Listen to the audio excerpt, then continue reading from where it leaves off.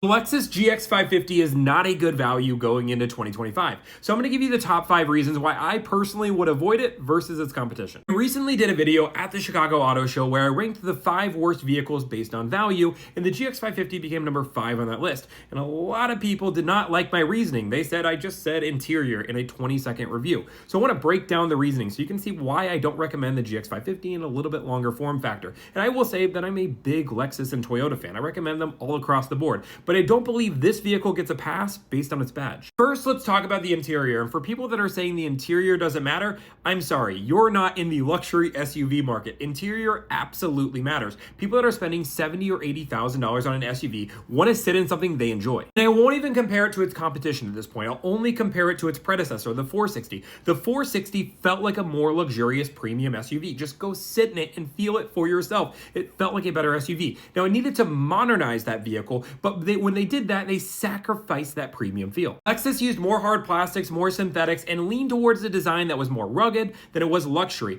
The fit and finish is more comparable to a 4Runner than anything else, which is not exactly what you're looking for when you're trying to buy a $70,000 SUV. Second, let's talk about ride quality and powertrain. First, ride quality has gotten worse over the 460 versus the 550. It is a better handling vehicle and that is better acceleration, but I think the ride quality is important. Owners are reporting vibration in the cabin. They can hear engine idle.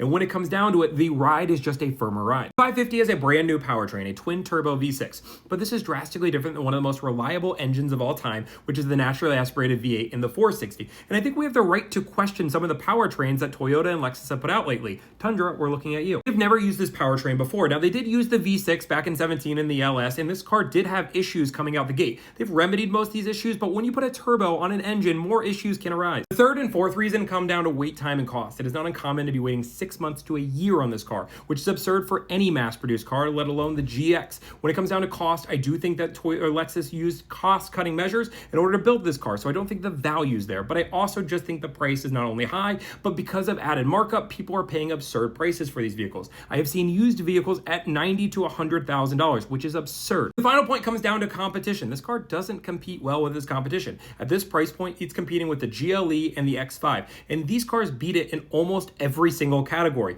Ride quality, interior, price, fuel efficiency, tech. The only thing it loses in is the ruggedness and off-roadedness, but let's be real. Anybody buying $70,000, $80,000 GXs, or 95% of them are never taking this car off-roading. They're probably not even seeing a dirt road. I know people are saying reliability and resale. First off, you're buying a luxury SUV. Reliability is not on top of the list, but if it is, go buy a Land Cruiser, go buy a 4Runner. And when it comes down to resale, I'm sorry, but if this engine has the same problems as the Tundra, the resale will crash. We just don't know.